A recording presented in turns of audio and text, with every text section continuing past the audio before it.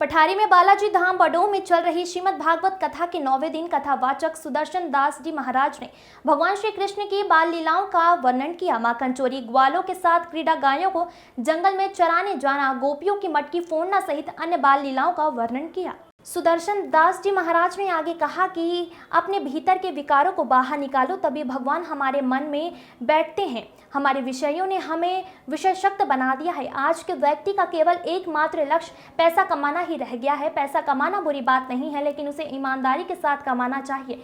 यदि आपने गलत कार्यों से या किसी का दिल दुखाकर पैसा कमाया है तो याद रखो, वह पैसा एक दिन आपके लिए नुकसानदायक हो जाएगा। गलत कार्य से कमाया हुआ पैसा कभी नहीं फलता।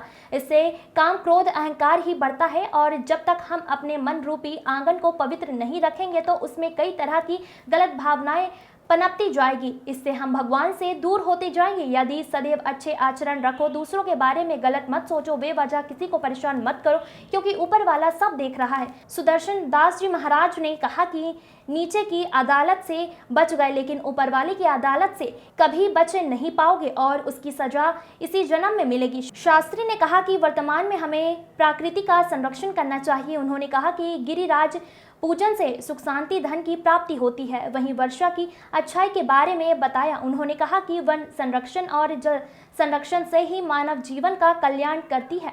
हमें अपने जीवन के कर्तव्य का पालन करना चाहिए। इंद्र देवता के अभिमान को मिटाने के लिए भगवान श्री कृष्ण ने अपनी उंगली पर गोवर्धन पर्वत को उठाकर ब्रजवासी और मानव जीवन का कल्याण किया। वहीं भगवान श्री कृष्ण को आज श्रद्धालुओं द्वारा 56 भोग भी लगाए गए।